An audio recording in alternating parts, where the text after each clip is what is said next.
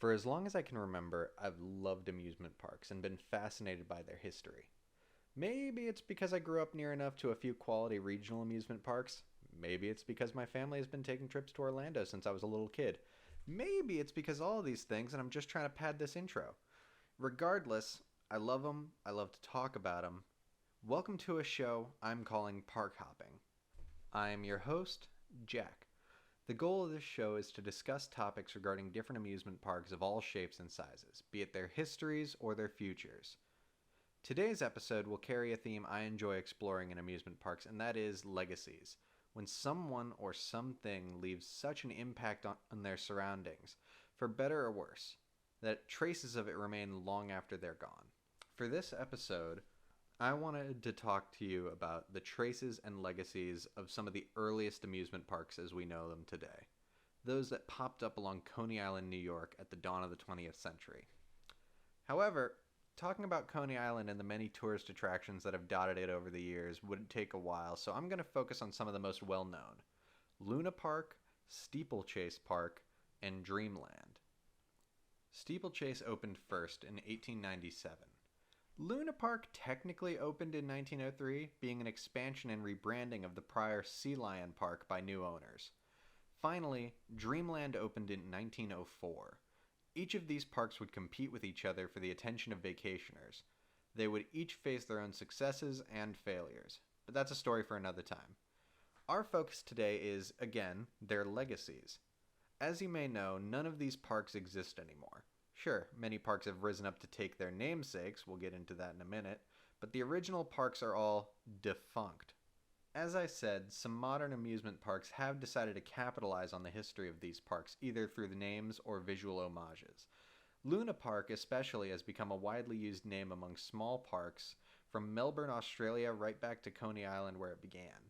The Coney Island Park in particular very much tries to copy the imagery of the original Luna Park through some use of the naming conventions, signage, and architecture to a degree.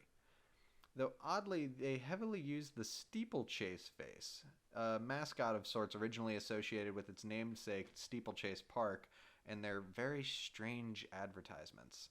One modern homage that actually served as the inspiration for this video is the Tokyo Disney Sea version of Toy Story Mania.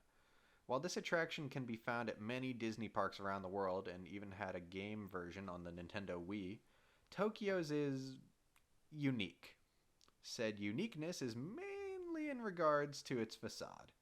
Ignoring the nightmarish Woody face that serves as the attraction's entrance for a moment, the surrounding facade calls back to the fantastical architecture and light displays employed by the original Coney Island parks.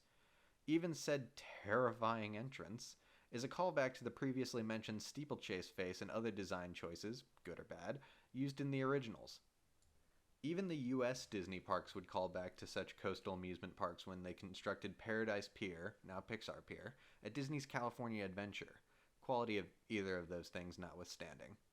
Though this one is a little more vaguely connected, being advertised as a love letter to boardwalk amusement parks across the country.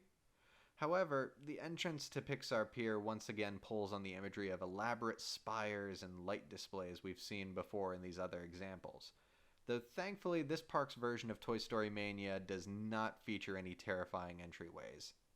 Though not part of the parks directly, Disney's Boardwalk Inn Resort at Walt Disney World is almost entirely styled after Coney Island and other boardwalk amusement parks, with many unique decor choices, and an entire pool named after Luna Park, now without a terrifying clown slide.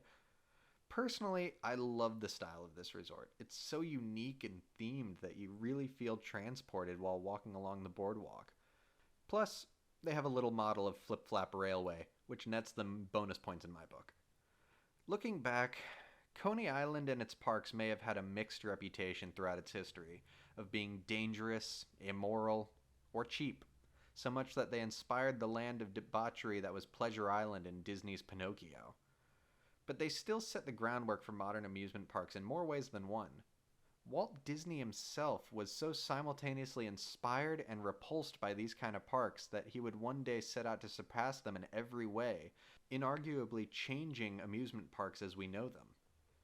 Better or worse, good or bad, These madhouse tourist traps are a focal and I think often overlooked part of the history of amusement parks that should be remembered. I've been Jack, and thank you so much for joining me on this first episode of Park Hopping. Before I go, I just want to give a shout out to the wonderful theme park YouTube community, especially a few notable people. Charlie from Theme Snark, Tony Goldmark, and David Doggins Gansel for inspiring me to make this series.